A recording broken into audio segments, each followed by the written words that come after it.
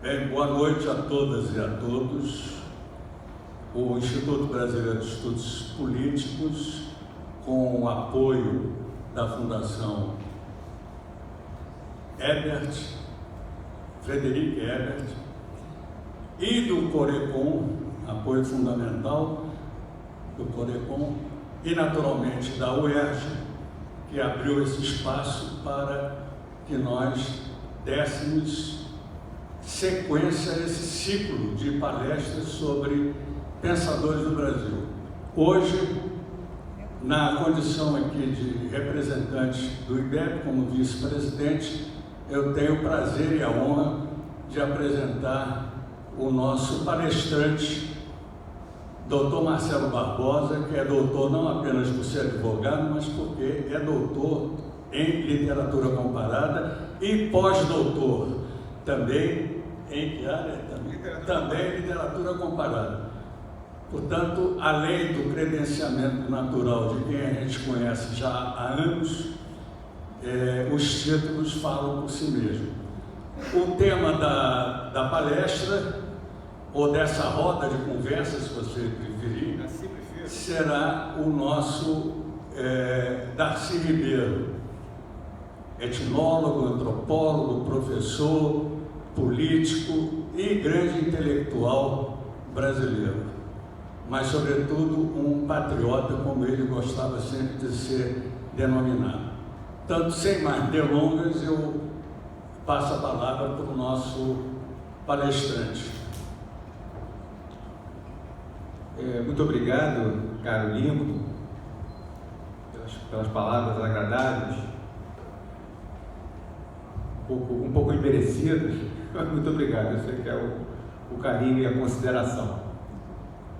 A primeira coisa que eu tenho que fazer aqui é dar boa noite a todos e a todas, né?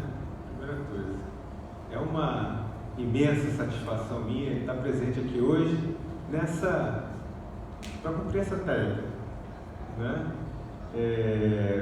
Especialmente aqui nessa universidade, né? Onde eu fiz o mestrado, fiz o doutorado, né? Pós-doutorado, tudo, e onde eu pude, mais do que isso, eu pude assistir aos processos de democratização da vida universitária aqui.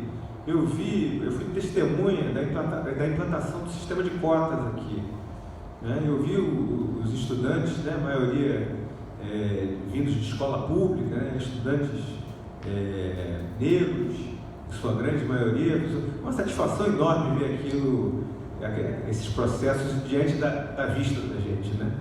Uma maravilha. Então eu trago uma memória da UERJ, que é uma memória indelével, eu não vou esquecer nunca, né? Ao mesmo tempo eu também queria agradecer aos companheiros do IBEP por me proporcionarem essa oportunidade. Viu, Lincoln? Obrigado por isso. Poder falar de Darcy Ribeiro é uma honra, né? E uma tarefa que eu espero, quer dizer, eu já sei que não estou à altura, mas eu espero que vocês sejam complacentes em relação a isso, tá bom? As chamadas, como é que eu diria? E vou retomar uma coisa que você disse aqui. Isso aqui não é uma palestra, não é uma aula. Isso aqui é uma conversa, né? Uma conversa. E por que é uma conversa? Porque a gente já teve uma aula. A aula que o Denis Marassi Gimenez fez semana passada foi nada menos, para mim, que estupenda. Então, eu acho que o que ele conseguiu foi fazer uma síntese muito abrangente, muito articulada,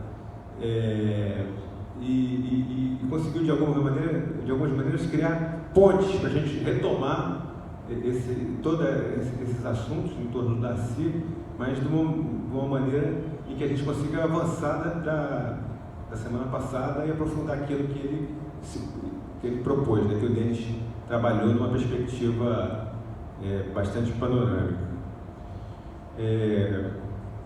Diante de tudo isso, o planejamento da nossa conversa de hoje contempla o questionamento sobre a atualidade, ou a falta de atualidade, é isso que a gente vai discutir, de uma agenda cultural e política proposta, entre outros, pelo Darcy Ribeiro.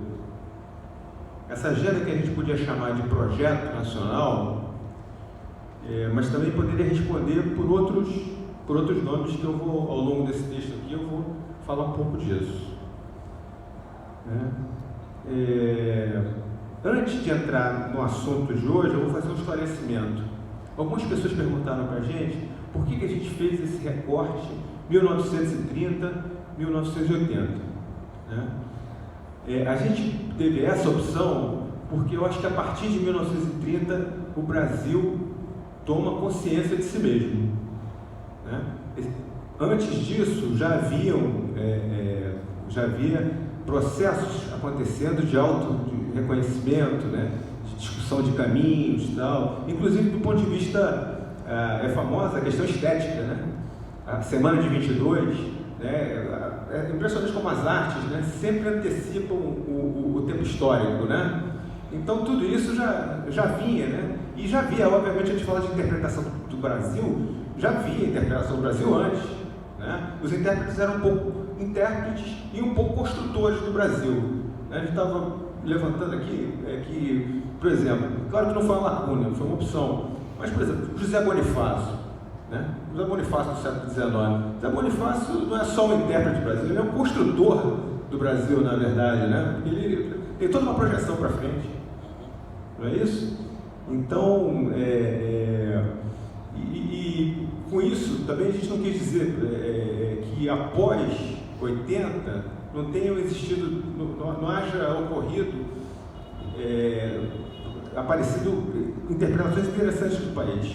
Não, apareceram, mas esse recorte permite, 30-80, permite discutir o projeto nacional. Foi por isso que a gente, e mais, permite levantar problemas, porque o projeto dessa época, 30-80, nem sempre ele é democrático. Às vezes é nacional, mas às vezes não é democrático, porque tem, por exemplo, o Estado Novo, e tem, obviamente, um período da ditadura militar. Então, a gente, tomadas essas, aliás, períodos em que o nosso homenageado de hoje aqui, porque também é homenageado, Falar da Ribeiro aqui hoje é uma homenagem. Enfim, a gente ainda está discutindo a questão do legado da Era Vargas. É disso que se trata, de alguma maneira. Bom, feito esse esclarecimento, passemos propriamente ao Darcy, ao Darcy Ribeiro, iniciando por uma pergunta. As ideias do Darcy Ribeiro sobre o projeto nacional caracterizam um pensamento político organizado? Será que a gente pode dizer isso? Eu tendo a achar que sim. Não só porque ele foi um político, um destacado quadro da vida pública, foi ministro, foi vice-governador, teve à frente do Serviço de Proteção ao Índio, que antecedeu a FUNAI, mas não só por isso, mas na medida em que ele também escreveu especificamente sobre a política em sentido estrito. Ele tem textos dele sobre política em sentido estrito. Muito provavelmente, nesse sentido, a obra mais ostensivamente dedicada às relações entre Estado e instituições da sociedade seja um livro chamado O Dilema da América Latina, que foi publicado em 1971. Salve, professor Amaral. Nesse ensaio existem expectativas, eu repito, um ensaio de 1971, existem expectativas que se dividem entre o apoio a uma revolução socialista, de corte insurrecional do tipo cubano, ele está muito entusiasmado com isso, mas ao mesmo tempo ele está entusiasmado com a obra daqueles militares nacionalistas que estavam aparecendo ali na virada da década de 60 para 70. especialmente aqui no nosso subcontinente sul-americano.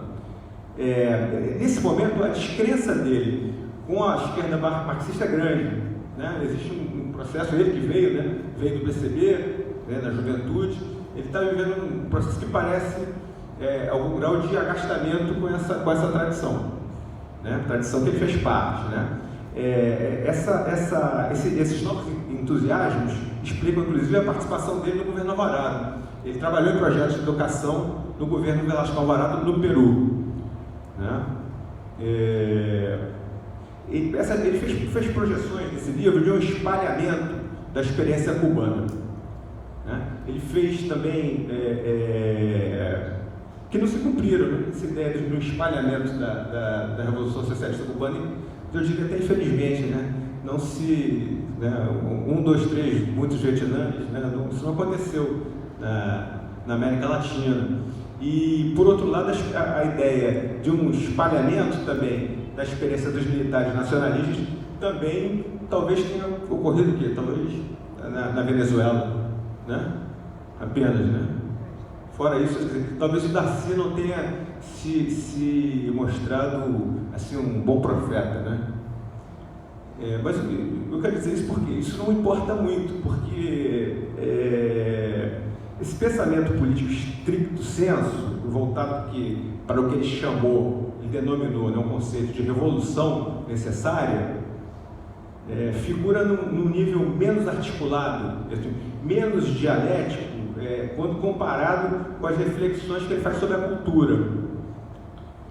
Por essa entrada na cultura, que a política ela gira a chave e abre a porta da melhor e mais aguda capacidade de produzir síntese sobre os processos sociais, né? Ou seja, vai da cultura para a política. Aí que o Darcy é mais agudo.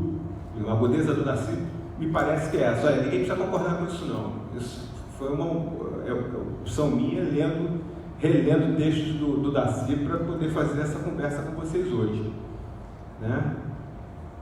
Outro aspecto importante a ser explorado é o da relação do nosso antropólogo com o marxismo, né? Em toda essa produção teórica, nas mais diferentes fases, você nota a preocupação dele de utilizar categorias obtidas junto ao materialismo histórico. A princípio, num registro bastante ortodoxo, né? Quando você pensa que o Darcy obrigado a parar para escrever mesmo, ele escrevia antes, tinha vários ensaios de antropologia, né, de etnologia, né? Mas ele é obrigado a parar para escrever no exílio, né? E a obra dele, como a gente conhece, assim, em termos científicos, começa com o processo civilizatório em 1968, né? Daí que o Darcy começa a fazer reflexões de fôlego que até hoje, né, você tem que parar para ler. Não tem papo, né? O processo civilizatório é um clássico até hoje. Eu estou falando isso porque isso tem a ver com a maneira como ele vai trabalhando esse marxismo dele, que é um marxismo muito, muito particular, né?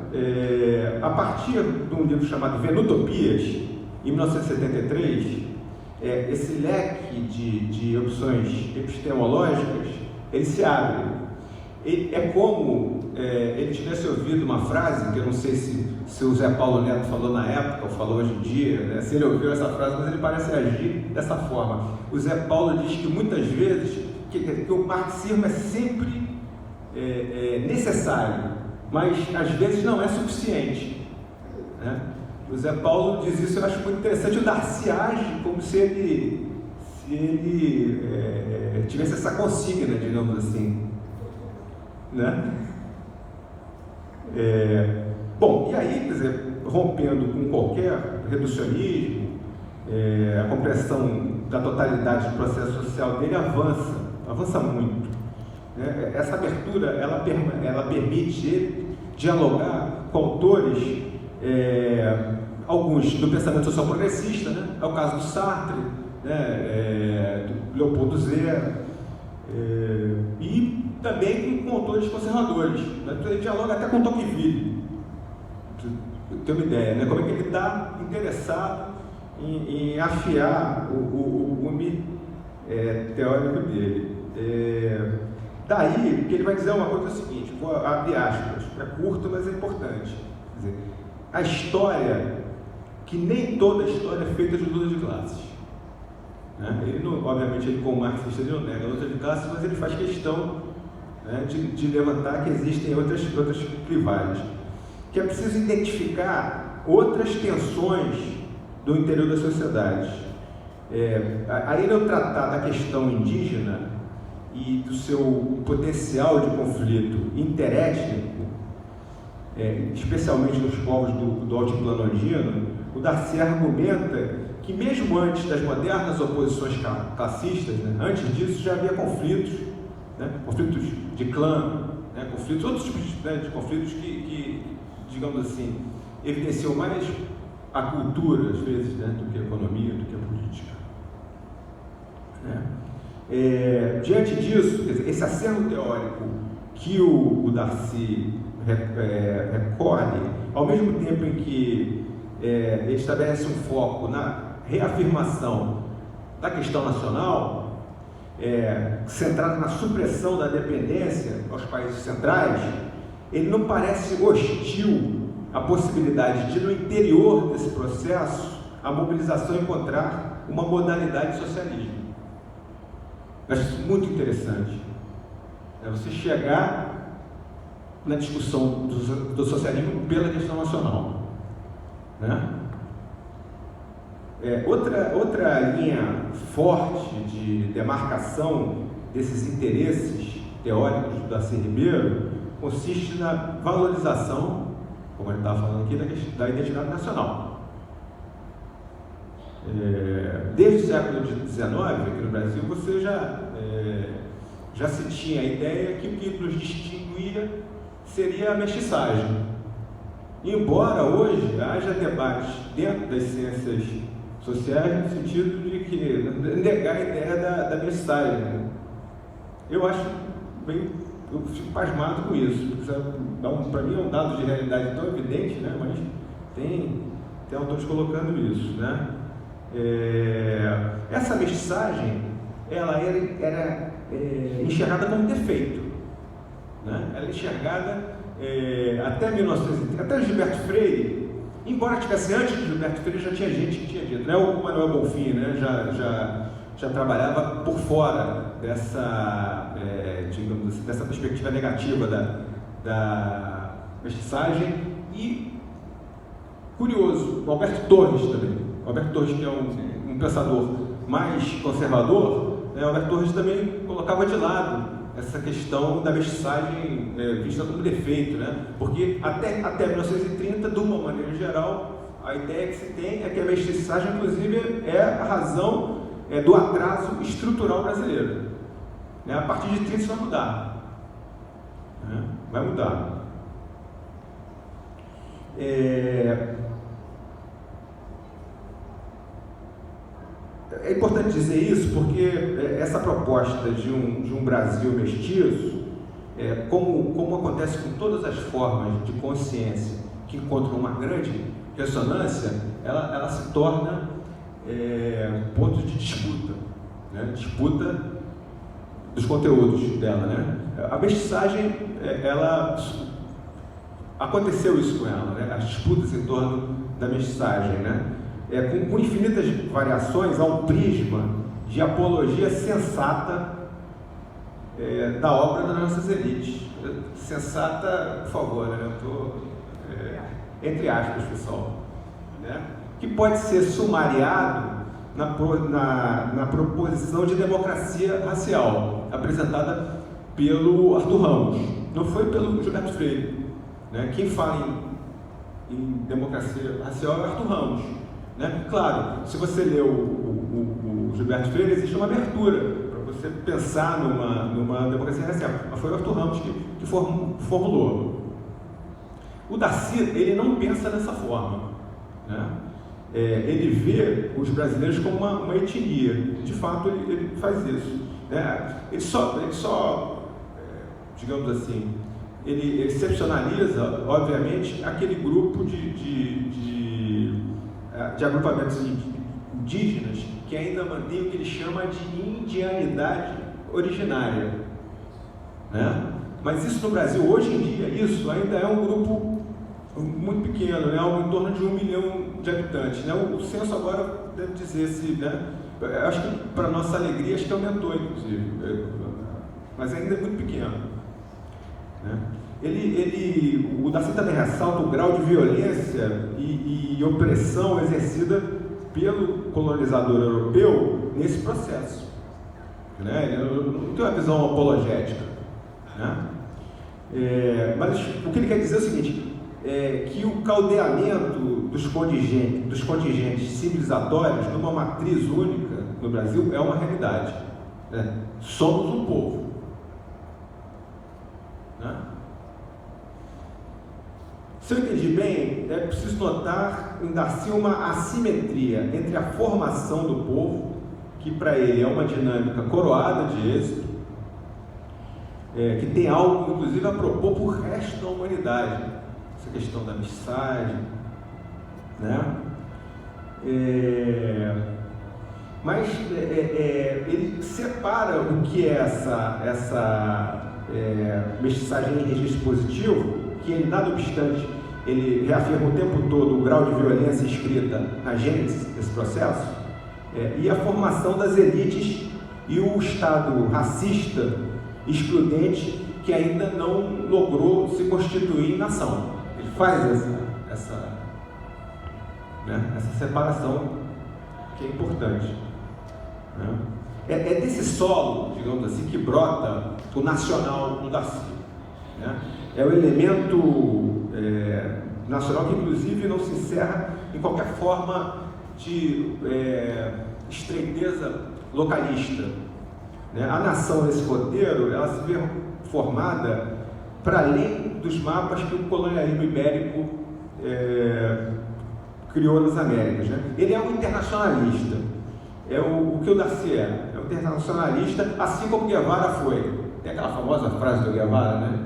Que a América Latina é uma grande pátria mestiça que se estende do sul do Rio Grande, né, ao norte da Terra do Fogo, né? Acho que é isso. O Darcy é desses. Ele tem essa abertura. Essa pátria do Darcy, que é a América Latina, dos povos de pele escura que se encontram submetidos à dependência dos países centrais, uns mais provindos de herança africana, que é o caso dos brasileiros, dos venezuelanos, outros mais tributários das influências indígenas, é o caso dos mexicanos e dos bolivianos, enfim, povos, né? E ele vai dizer uma coisa, né, que vai nesse sentido. A característica, abre aspas, a característica singular da América Latina é a sua condição de um povo de povos intencionalmente constituídos por atos e vontades alheios a eles mesmos, né? Lapidar, né? Fecha aspas, né? Nas páginas de um ensaio de 1982, chamado Sintomaticamente de América Latina, é possível avaliar a importância assumida por esse povo-nação espalhado para além das fronteiras nacionais.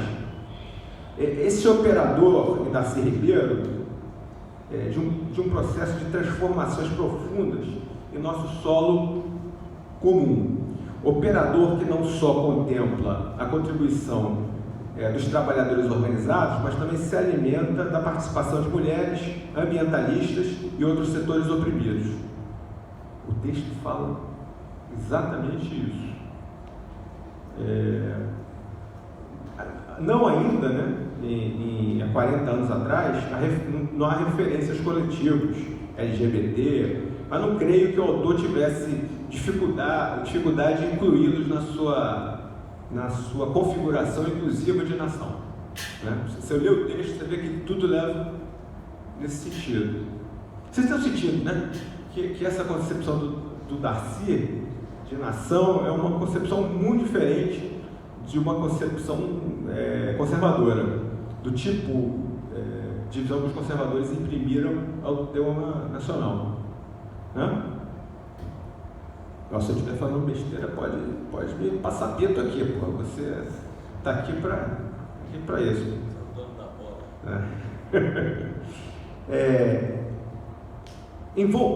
Digamos assim, panorâmico, né? E põe panorâmico disso, eu tentei ressaltar 3 questões. A característica do pensamento da Si, que vai da política para a cultura, da cultura para a política, né? A relação do pensamento dele com o marxismo, né? E a categoria da nação como uma operadora de um projeto de emancipação. Agora eu vou propor um quarto questionamento. Qual a atitude do nosso homem de ciência social e militante da emancipação humana em face do projeto nacional que realmente existiu entre 1930 e 1980, que, repito, foi democrático algumas vezes e noutras, como no Estado Novo e na vigência do regime militar, né, foi autoritário. Essas ocasiões, óbvio, de novo, Darcy esteve na oposição. Né? Antes de eu me lançar a uma hipótese para servir de resposta, talvez fosse útil fornecer uma descrição dos elementos mais salientes desse projeto nacional que atendeu por vários nomes: desenvolvimento, combate ao atraso, modernização. Tem outros, né? Estou falando desses, mas certamente tem outros. Qual o programa desse projeto? Quais as molas mestras deles? Por exemplo, industrializar o país, romper com o estatuto de produtor de gêneros agrícolas e mineral extrativo, ao mesmo tempo levar o desenvolvimento até o interior, rompendo a permanência quase parasitária da ocupação econômica restrita ao litoral. Tem aquela fase do famoso do Frei, né, que os portugueses ficaram. Estou tentando lembrar. Como caranguejo do litoral. Não é? Foi quem? O Frei? Qual? Esqueci. Frei Vicente Salvador. Exatamente. Essa imagem, essa metáfora é muito forte, né? Muito boa. Urbanizar o Brasil, né? E essa urbanização foi uma dinâmica que promoveu o adensamento do tamanho da classe trabalhadora. E nesse momento, você imagina, a pessoa vinha, na maioria era de imigrantes, né, que vinham para os centros que estavam se industrializando, e na comparação entre aquela vida que ele vivia lá e aquela vida que ele passava a ter na cidade, né, havia uma impressão de melhoria das condições de vida. Né? Embora, na verdade, não houvesse essa, né? E havia também algum grau de mobilidade social. O cara, às vezes, era analfabeto, chegava aqui, o filho dele estudava, o filho dele frequentava escola pública, né? Tinha você tem algumas décadas em que existe uma percepção de mobilidade social entre os povos brasileiros. E é justamente nessa época. O que mais aqui?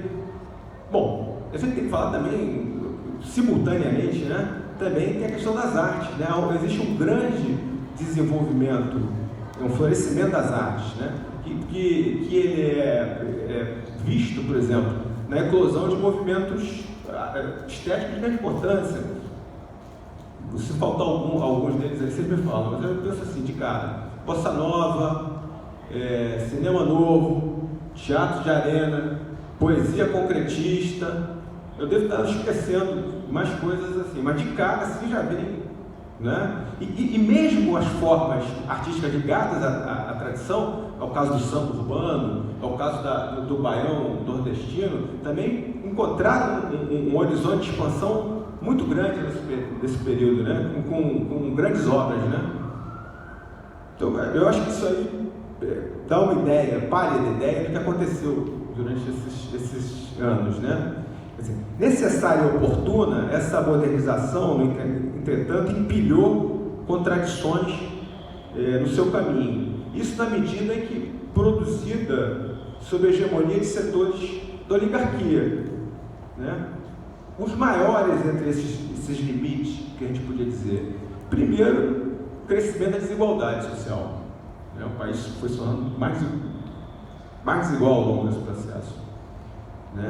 E em nenhum momento você conseguiu efetivamente, apesar das tentativas, um efetivo rompimento com a dependência externa. Eu não vou ter tempo aqui para comentar as reações à implantação desse projeto nacional nas formas que ele adquiriu. Não vou detalhar isso, mas o fato é que boa parte da intelectualidade crítica, Florestan Fernandes, Caio Prado Júnior, viram esse processo com muita reserva. Atribuem, inclusive, a ideia de modernização uma característica muito negativa, nas formas como ela... Isso é um debate profundo, infelizmente eu não vou poder entrar dentro dele, mas é muito interessante.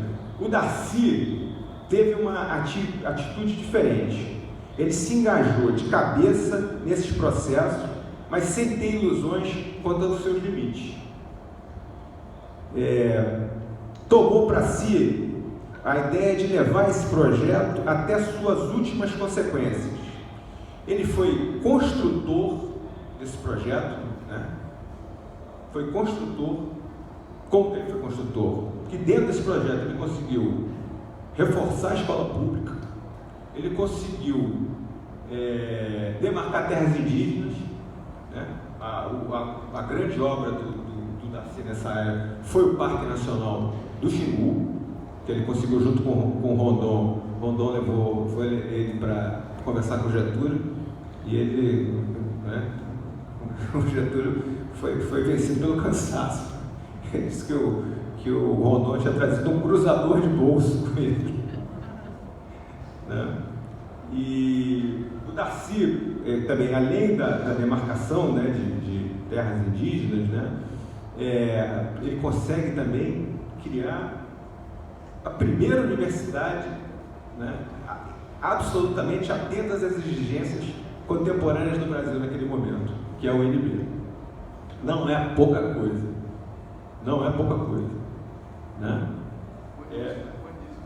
Com Anísio Teixeira, certamente.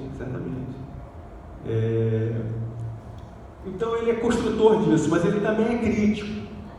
Ele também é crítico desse processo.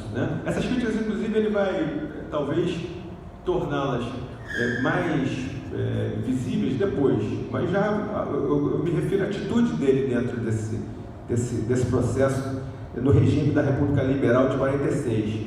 Ele percebe o déficit de participação popular que ainda existe nesse regime. Algumas pessoas aqui, tem um professor aqui,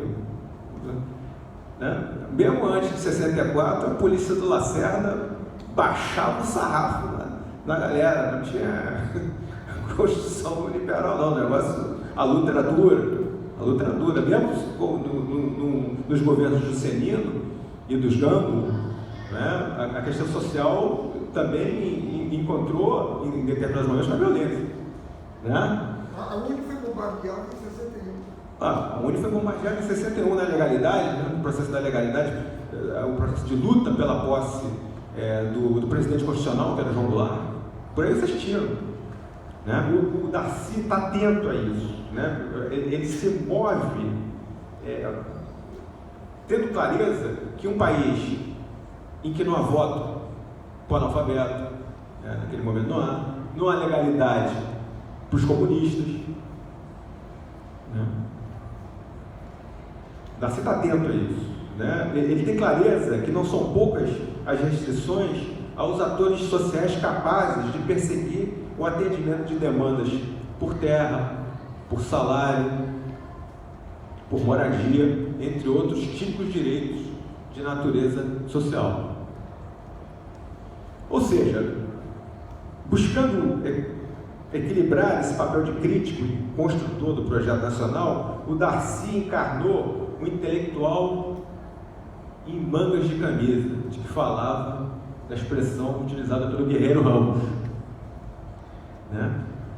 É o acadêmico empenhado em produzir uma ciência social participante, ao mesmo tempo em que investe a pele do político, buscando induzir, a partir do Estado, a ampliação dos espaços de democracia e soberania no interior da sociedade brasileira. O caminho que ele reafirmou quando ele voltou do exílio em 1979. Ele continuou na mesma pegada, digamos assim. Antes de eu caminhar para as minhas conclusões, eu vou fazer uma digressãozinha aqui. São conhecidas as ligações do Darcy com a arte e a cultura, né? Especialmente com a literatura. A obra dele tem, ele escreveu romances também, ele tem obras de memorialismo, né? E tem até essa é uma inconfidência, ele tinha até um manuscrito de poesia erótica, segundo o meu querido Moacir Félix, que leu os originais, ele trouxe os originais para o Moacir Félix, né? Ou seja, eu vou largar o protocolo aqui. O Darcy era uma figura, era um humanista de tempo integral, né? Era uma figura bem-humorada, né? Uma figura com abertura para essas coisas, né? Que via o processo de emancipação humana como processo de busca da felicidade também, né? Isso é algo notável, né? E tem namorador, né? Parece, então. Na ligação dele com a literatura, quer dizer, eu acho que poucas vezes, desde o Gilberto Freire, alguém usou o gênero ensaístico, né, com tanta verve, tanta vivacidade de expressão, né? Darcy, se você lê trechos da Darcy, eu separei alguns, né, só para dar um gostinho de vocês, em que você vê isso, né? Vou ler aqui isso aqui, olha que beleza. Abre aspas. Para criar a nossa utopia estética, temos de nos inspirar nos índios. Só eles sabem dar satisfação à vontade de beleza que pulsa em todos os homens. Ela é que alenta o índio Maquiritari para colocar em cada tarefa que se propõe, trançar uma canastra, modelar um vaso, fazer uma flecha, muito mais esforço que o necessário para obter fins utilitários. O propósito desse esforço adicional é satisfazer no homem esta avidez de perfeição que o dignifica e o gratifica. Fecha aspas. Impressionante. Outro trecho aí da maestria literária do Darcy está presente na sua obra-prima, O Povo Brasileiro. Nessa declaração que eu vou ler, estão unidos assim, o mais extremo senso de realidade e a mais militante das esperanças, né? Vocês vão ver aqui no mesmo trecho. E olha que nós brasileiros andamos muito carecidos de esperança, a gente precisa recarregar nossas baterias disso, né? Quem sabe a gente não vai recarregar essas baterias no dia 2 de outubro, né? Esperemos, né? Abre aspas. Todos nós brasileiros somos carne daqueles pretos e índios supliciados. Todos nós brasileiros somos por igual a mão possessa que os supliciou. A doçura mais terna e a crueldade mais atroz aqui se conjugaram para fazer de nós a gente sofrida que somos e a gente brutal que também somos. Fecha aspas. Isso é o maior senso de realidade possível, né? Aí vem a esperança militante. Abre aspas. Estamos nos construindo na luta para florescer amanhã como uma nova civilização, mestiça e tropical, orgulhosa de si mesma, mais alegre porque mais sofrida, melhor porque incorpora em si humanidades, mais generosa porque é aberta à convivência com todas as raças e todas as culturas, e porque assentada na mais bela e luminosa província da Terra. Fecha aspas. Ao início assim, da minha fala, eu quis indagar, né, acerca da atualidade da agenda pública proposta pelo Darcy. Né? É uma inferência difícil, né, de ser feita, né? Os tempos são outros, né, desde a sua morte, o país mudou. Em meio a processos muito contraditórios entre si, vieram emergindo sensibilidades que não se sentem representadas no tema da nação. Para esses setores, qualquer representação nucleada na conquista de soberania econômica, soberania política e social dessa entidade chamada Brasil, pouco tem de atraente. O Brasil é enxergado, na melhor das hipóteses, como o biombo destinado a esconder e a passivar o protagonismo de setores oprimidos. E, na pior das hipóteses, como lugar de opressão histórica. Tudo como se na ideia de nação também não germinasse a ideia de resistência. As pessoas que acham isso, acho que não precisam ler Darcy Ribeiro. Com as exceções de sempre, dado que toda a generalização pode ser equivocada, o que se tem é que esses agrupamentos confundem a nação com a forma histórica que o estado de classe assume, especialmente em conjunturas como a presente.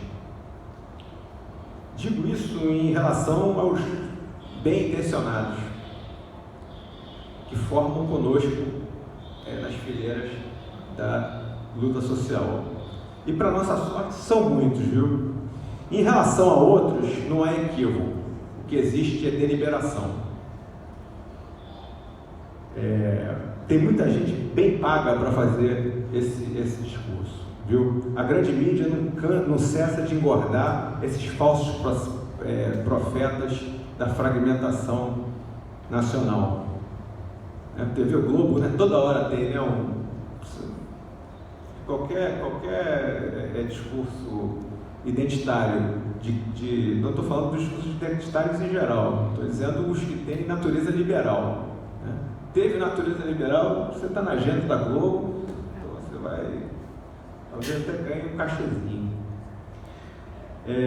No fundo, esses setores sabem que o que virá do enfraquecimento da ideia de nação não será o reforço de marcadores sociais como classe social ou raça. O que virá é o fortalecimento da instância do mercado como regulador da vida social, reforçando a constelação que gravita em torno do neoliberalismo. Eu sou moderadamente otimista. Não sei se agora ou mais tarde, no futuro, eu acho que será possível, ao contrário, não será possível deter a emergência de uma agenda de nação inclusiva, construída de baixo para cima, nos moldes intuídos no passado por Darcy Ribeiro. Países centrais podem se dar o luxo de deixar para trás essa agenda. Aliás, eles já fizeram a revolução deles. E a ordem social que eles produziram os transformou em espoliadores. E nós, os espoliados. Já países do terceiro mundo como o nosso, e nada obstante o desenvolvimento desigual de certas áreas de suas economias, não podem deixar de lado a aspiração de conduzir o próprio destino.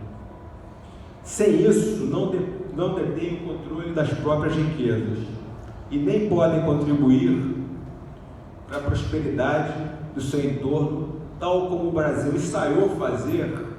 É bem verdade que sem um projeto nacional propriamente definido durante os governos progressistas. Isso me parece óbvio, né? A gente foge da questão nacional, mas ela vem até para a gente, né? Boa parte da ação que levou ao impedimento da presidenta Dilma tem a ver com a questão do pré-sal e a destinação dos recursos dele para as áreas de saúde e educação. Me parece. Bom, sendo assim, se fosse enviado para o orçamento secreto, Estava tudo bem. É verdade.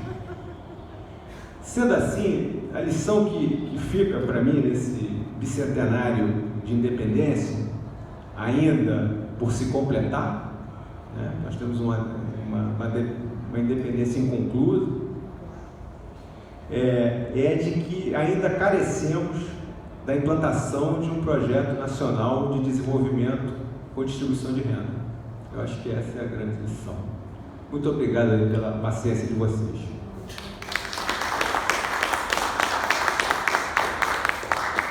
O doutor Marcelo disse que não ia dar aula, ia só conversar com a gente, e ele acabou fazendo uma belíssima palestra darciniana, exatamente aos moldes de Darcy Ribeiro, quer dizer, pensando questões que têm tudo a ver com a brasilidade. Na verdade, Darcy não era um intelectual orgânico tal como nós aplicamos esse termo a determinados intelectuais vinculados a determinadas correntes de pensamento, ideologia, etc. Ele era um nacional intelectual, um homem que pensou o Brasil, o povo brasileiro e a capacidade, né, de superação que ele acreditava o tempo todo. Antes da abertura das perguntas, só queria acrescentar duas situações a respeito de Darcy que mostram como ele era bem visto pelos políticos de um modo geral e particularmente pelo presidente João Goulart, e também o lado do humor que ele sempre manifestou em várias ocasiões. No caso do Jango, vocês sabem que quando o Jango concebeu o programa das reformas de base, isso já na fase presidencialista do João Goulart, havia necessidade, porque era ritual, que na abertura do Parlamento, né, do Congresso, tanto do Senado como da Câmara Federal, que o presidente apresentasse uma espécie de programa, uma mensagem presidencial. E ele chamou então o Riani, quem me contou isso foi exatamente Claudemir Riani, que está ainda vivo com 101 anos de idade, a caminho dos 102 anos,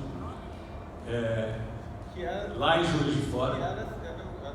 Era o braço direito sindical do Riani, do Jango. E era do CGT. Era do PTB, o antigo PTB também. E o Jango disse para o Riani: Riani, eu quero que o Darcy faça a mensagem, leve a mensagem. Mas aí o Riani disse: mas tem que ser o senhor, o presidente. Ele falou: não, mas o Darcy é muito mais convincente do que eu. O Darcy é capaz de vender o programa com muito mais propriedade do que eu. E realmente ele foi no dia 17 de março, 4 dias depois do famoso comício da sexta-feira, 13 de março, e conseguiu passar, ainda que muita gente hipocritamente tenha aplaudido o programa, né, e depois tomado uma posição contrária ao Jango, mas ele foi, tal como o Jango disse, extremamente convincente, tanto que os jornais no dia seguinte faziam alusão à apresentação do Darcy na Câmara ou no Congresso. Outra passagem também muito interessante, que traduz bem a personalidade do Darcy. Ele foi anistiado e voltou para a Universidade Federal do Rio de Janeiro, foi naturalmente para o IFIX, onde ele foi muito bem acolhido, e logo depois ele recebe o título de professor emérito. E o professor emérito, ao receber esse galardão, tem que fazer uma aula, um pronunciamento, qualquer coisa. Ele disse assim: olha, vocês estão me dando um título e estão me dando a oportunidade de falar da coisa que eu mais gosto, que é de mim mesmo. Então, esse era o Darcy, né? Que fez questão, na época, de colocar todos os servidores para assistirem a homenagem, porque não era, ele achava que não era próprio uma universidade que é constituída por docentes, discentes e servidores, e os servidores ficassem fora desse ato. Eu teria muitas perguntas, mas eu dou prioridade à plateia aqui, porque ela deve ter, alguém deve ter já engatilhado alguma pergunta.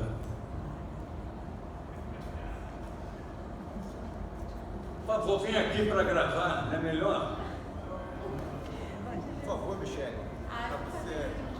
Por favor, para gravar sua para gravar. Senão você me obriga a ir até a você. Eu faria com o maior prazer, mas...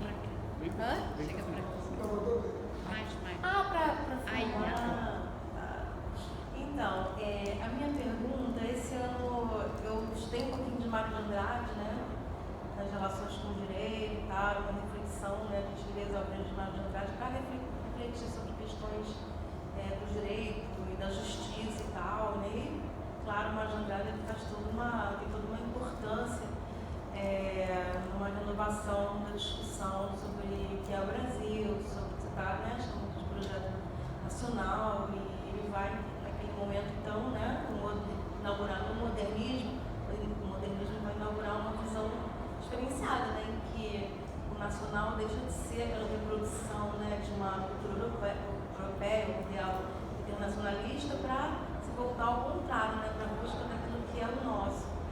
Aí, como você, né, é uma doutora em literatura, eu queria saber se você, de alguma maneira, vendo Darcy Ribeiro, alguma coisa assim, de resgate um pouco, né, dessas ideias assim, do Mário de Andrade, que morreu tão precocemente, né? A gente não sabe, assim, quando eu li o Mário de Andrade e tal, eu fiquei pensando o que seria ele depois, né, se ele não tivesse morrido naquela época de Estado Novo, as guerras e tal, né, e depois, assim, porque a gente viveu um momento de repressão. E o que ficou, e essa discussão que ele fazia também da cultura brasileira. E aí, que legal. E como né, depois, o que a gente conseguiu, o que foi resgatado dessa ideia, né? Hoje em dia a gente vê a valorização, é claro, das culturas tradicionais brasileiras, né, das regiões e tal, mas o que você fala sobre isso? Quer mais alguém? Porque aí a gente reuniria assim, mais 2 ou 3 perguntas. Senão eu vou direto. Se não tiver... tem mais. André, faz o favor.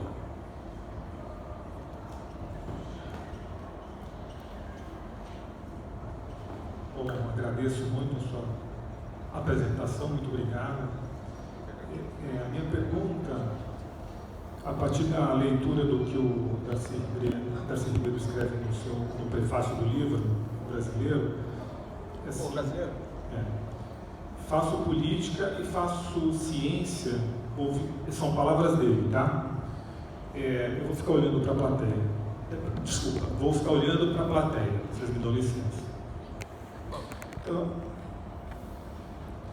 eu faço política e faço ciência movido por razões éticas e por um fundo patriotismo.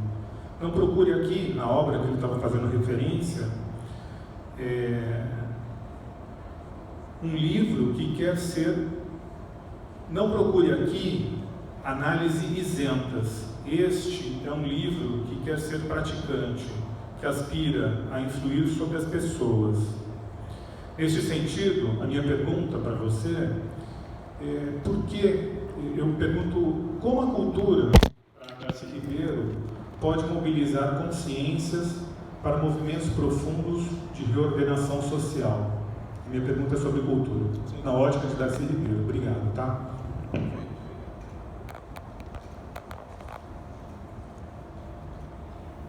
Mais alguém? Então é melhor. Eu posso ir. Ô, Michele, eu vejo muita proximidade, né, entre Mário de Andrade e Darcy Ribeiro, muito, né? A concepção de cultura, assim, o Darcy, essa clivagem que existe entre alta cultura e cultura popular, cultura folclórica, é algo que ele trabalha o tempo todo, né? A ideia do nacional popular. O que é? É você, a partir das fontes do povo, né? Aquilo que você vai buscar junto ao que o povo produziu, né? Você faz o encontro dessa arte popular com, digamos assim, a metodologia erudita, né? Vou dar um exemplo, claro, tipicamente modernista. Villa-Lobos, né? Villa-Lobos, que é um compositor que é contemporâneo de Mário de Andrade, né? E que é amado por Darcy, né? Essa concepção é uma das, digamos assim, é algo que hoje é posto em dúvida, né? A eficácia desses caminhos de atuação, digamos assim, atuação estética, né? Porque o que surgiu nas sociedades nos últimos 50, 60 anos é uma outra dimensão que não é propriamente nem do popular e nem do erudito, que é o massivo, ou seja, aquilo que surge a partir da indústria cultural, né? Para usar o conceito do pessoal da escola de Frankfurt, né? Principalmente o Horkheimer, né? E o Adorno, né? Então, o Darcy, ele ainda está, eu acho que isso é o ponto do Darcy que é menos atualizado, digamos assim. É uma concepção de cultura que ainda está muito vincada a um movimento da cultura muito da primeira metade do século XX. Se você perguntar para mim, aí eu posso dar um pitaco meu do que eu acho isso. Quer dizer, o nacional popular, para mim, é uma espécie de estoque regulador da cultura. Quer dizer, você não pode ficar sem essa ideia do diálogo entre erudito e popular, né? Se você deixa a cultura, os movimentos dela, só a partir das flutuações do mercado, e o massivo vive uma proximidade muito grande, muito próxima da instituição do mercado, né? Se você deixa disso, eu acho que a criatividade do compositor vai estar comprometida, porque do compositor, do escritor, do artista plástico, porque é outra história, o cara vai querer produzir para vender, né? A obra de arte em si, ela tem a discussão da autonomia da obra de arte, né? Essa é a discussão. Acho que Darcy tem muita coisa, se a gente pensar do nacional popular como história reguladora, algo que está dentro da cultura, uma cultura que deve ser pluralista, né? E ela só vai ser pluralista se ela for democrática, né? Se ela estiver excessivamente mercantilizada pela relação dela, aí acabou. Onde existe mercado, onde a criatividade está submetida ao mercado, você vai ter uma situação muito complicada no sentido da criatividade humana, né? Não sei se eu consegui responder a você, né? A outra foi a pergunta do André, né, André? Eu também já comecei a falar, porque falando do negócio da cultura, né? Aí a gente sai da ideia da cultura artística, né? Vamos pensar em cultura no sentido mais amplo possível, né? Como produção, inclusive produção material. Se a gente pensar nesse sentido, eu acho que esse Darcy está muito vivo, esse está muito atual, né? Eu acho que, ainda mais nesse momento que a gente vive uma dificuldade no sentido do enfraquecimento de determinados pertencimentos, como o pertencimento de classe, né? Porque o pertencimento de classe, que foi todo o marxismo que foi estruturado em cima dele era correto que fosse, né? Quando você chega a uma situação em que a fábrica moderna, a manufatura, ela vive esses movimentos que ela vive hoje, né? De você produzir cada vez mais com uma quantidade de trabalho social cada vez menor, né? Você começa a ver, você começa a ter uma dispersão, a palavra é essa, uma dispersão de interesses mesmo. Você aquilo que havia antes, que era o caráter mobilizador do chão de fábrica, não existe, né?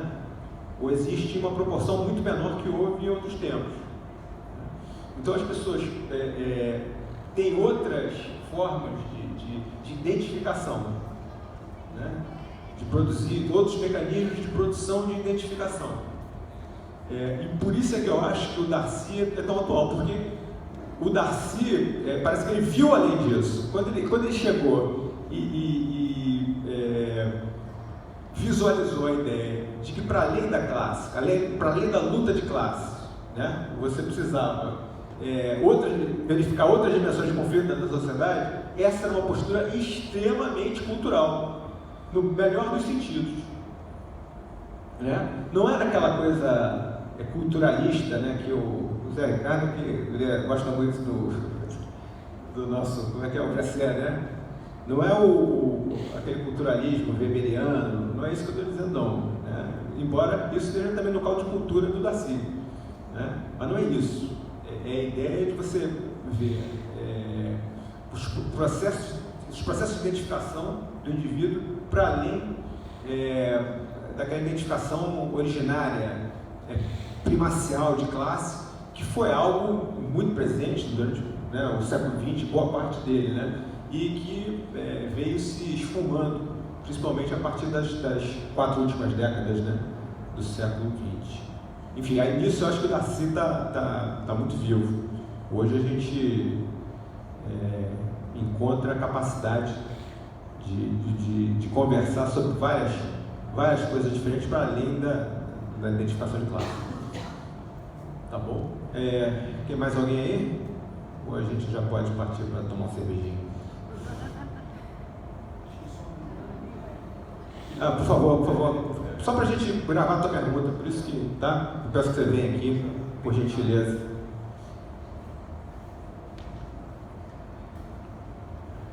Primeiro, Marcelo. Chega lá para cá para pegar. Primeiro, Marcelo, parabéns pela sua conferência, né? Eu acho que você consegue sintetizar muito bem a postura política, antropológica, sociológica e até mesmo um conteúdo marxista que poucos autores fazem referência ao Darcy. Mas eu me lembro bem que em 1986, viu, professor? Em 1986, o Darcy se candidatou a governador do Rio de Janeiro e perdeu para Wellington Moreira Franco. E eu me lembro muito bem também que o PCdoB apoiou Wellington Moreira Franco. Jandira Fegali apoiou Wellington Moreira Franco, junto com o Edmilson, que era do setor bancário, né? Que foi uma tristeza, e a crítica de Darcy Ribeiro sobre isso foi bem contundente na época, só que a gente esquece dessas coisas, né? Bom, tudo bem, misérias à parte, a gente precisa fazer as coalizões para conseguir consistência política, mas Darcy Ribeiro deixa uma coisa muito clara para mim. Isso, um processo civilizatório em O Povo Brasileiro. Darcy Ribeiro deixa uma coisa muito clara, que é, em O Povo Brasileiro, especificamente, em um capítulo que eu não me lembro exatamente qual foi, você deve saber bem, Marcelo, que são estudiosos de Darcy Ribeiro, é quando ele diz que o que fragilizou a evolução da etnia brasileira enquanto povo, enquanto consistência de raça, e aí não está entrando só nas questões indígenas, o Darcy vai fundo na questão do povo mesmo, né? A questão da virtude que o povo tem. E aí ele celebra toda uma condição dos autores anteriores, que Augusto Steinbein, da década de 30, e a gente discutiu aqui durante as nossas diversas conferências, ele diz assim: a elite interceptou esse povo, desgraçado desse povo que tem uma elite que intercepta o seu saber e a sua virtude. O que você queria dizer sobre isso, Marcelo?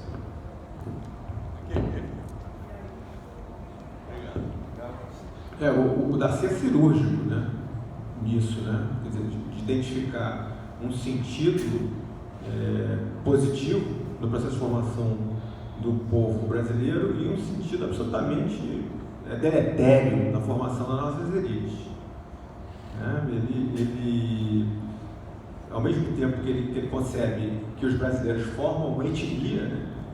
Ele usa essa expressão: os brasileiros são uma etnia. Ele diz o seguinte, que existe um processo de assimilação forçada, né? Ele usa a expressão assimilação. Porque ele diz o seguinte, que ele até uma expressão interessante. Ele diz o seguinte, que no norte, né, nos Estados Unidos, o que houve foi o apartheid, né? Você teve um povo transplantado, ele usa a expressão povo transplantado, né, que veio das Ilhas Britânicas para a América, né, encontrou um ecossistema de clima, de tudo muito parecido com a terra de onde eles saíram, né, principalmente aquela faixa litorânea do Atlântico, né, que eles chamam de Nova Inglaterra, né, e que criou um apartheid, né, na verdade. Ele criou um apartheid porque não se mestiçou, né, não se misturou com os índios e trouxe escravos africanos, né, e também não. Então, são correntes que permaneceram, claro, com algum outro caso de mestiçagem, mas muito nenhuma, né? Né? E aqui ele chamou o seguinte: é um racismo de assimilação, né? O racismo tem outras, ele não é melhor do que lá, mas ele é diferente. Ele é um racismo que se impôs pela assimilação, né? Então, o elemento, nesse racismo nosso, o elemento da desigualdade social é um elemento decisivo. Por isso é que o Darcy ataca tanto as elites brasileiras, porque é exatamente o que elas são. Elas são alienadas, viradas para fora do país, né? Viradas o tempo todo para os países centrais, e racistas mesmo, não tem menor dúvida disso. É mais um dos momentos assim, que ele porque por isso que eu digo, eu insisto que o marxismo foi muito importante, né? Ele tem um pensamento dialetizado, né? Darcy enxerga exatamente as contradições, né? O que antes, né, havia de alguma maneira no Gilberto Freire o equilíbrio de contrários, né? Eu acho que talvez o Darcy ele vá chamar a atenção por desequilíbrio nesses contrários, talvez. Eu acho que nesse sentido ele é absurdamente atual. Sim. Né? Conseguiu responder? Então. Mais alguém aí? Mais alguém? Já podemos ir para a nossa isso aqui é muito. Então, parabéns para o nosso conferencista aqui.